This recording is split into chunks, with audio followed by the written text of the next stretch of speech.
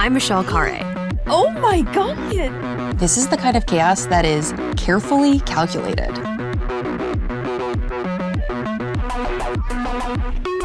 This is what it takes to build a Nissan. A lot of people see a vehicle after it's been crashed and they say, oh, look at the front end, it's destroyed. I can't believe people survived that. But that's all part of the plan. The scope of our work here in this building is full vehicle level crash testing, pedestrian protection for the outside of the vehicle, as well as protection for the occupants inside the vehicle. Crash testing is so important because the end goal is to keep our customers safe. Here it's dummies and data and sensors, but in the real world, it's real people being able to walk away from a crash. This looks pretty serious. It does, but this is all intentional. This is all meant to happen. The goal is to absorb the most amount of energy that we can in the front of the vehicle so that that energy is not translated to the occupants. The crash was insane to witness in person. This is a good result. It's part of our criteria to measure how everything deformed. Did it move the way that we planned it to? Did the metal crumple? Did parts break the way we intended to and the way that it was all planned out? We'll 3D scan and measure every part, compare it to past results, compare it to the computer simulation that we've done in the past. We're going to great lengths to figure out all these details, plan it out, and finally confirm everything worked as intended. And it all culminates in a vehicle that we feel proud of and our customers know that they're safe in. That is some serious engineering. Thousands of hours that go into all the detail of every single part that has to do its job in just 300 milliseconds. Tomorrow, that could be a real dad driving his kid to soccer practice in a head-on collision. And so knowing that the decisions that we're making here today are going to affect someone out in the real world, that's fulfilling for me.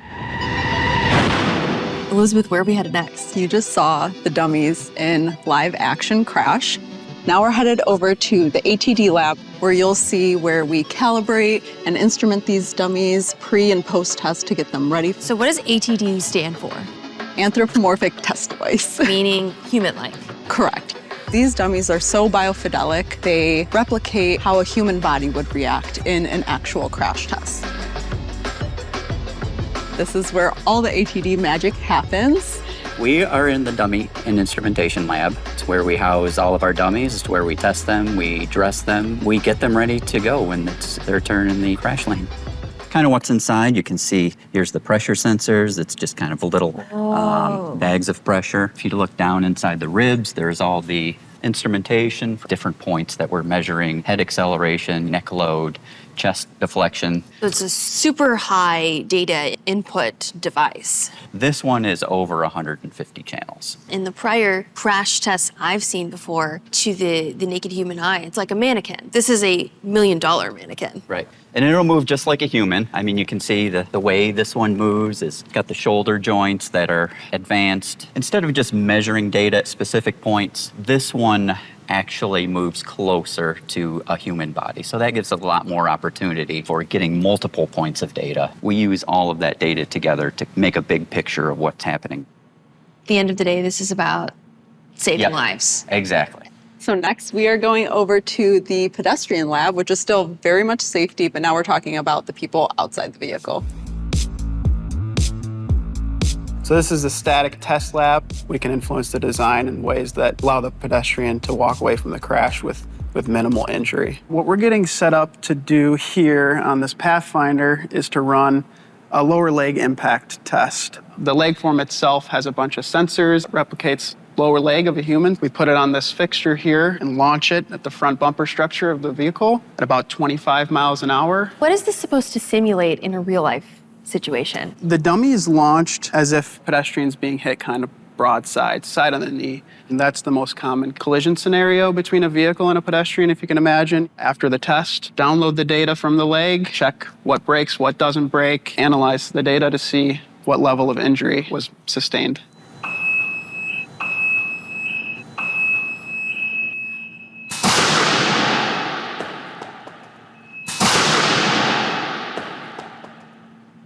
Oh my God.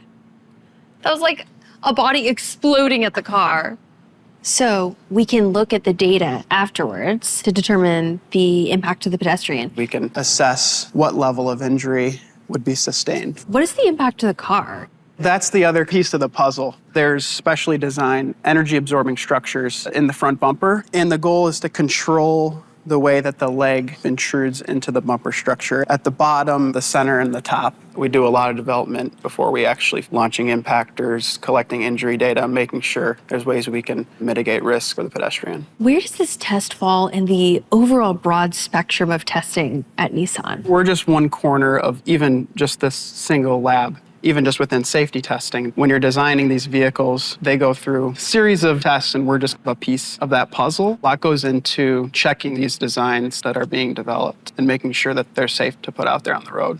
Conducting these tests here and being able to control the environment and put these vehicles through the worst in this building maybe means that someone doesn't have to go through that out in the real world.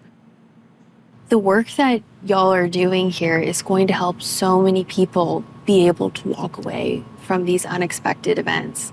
And it's really, really amazing to see all of the hard work and attention to detail you and your teams are putting in for this. Thank you so much for having me today, Elizabeth. This was such a cool day. I can't believe everything we saw. I'm so glad we could show you a little bit of what we do here. Come back anytime.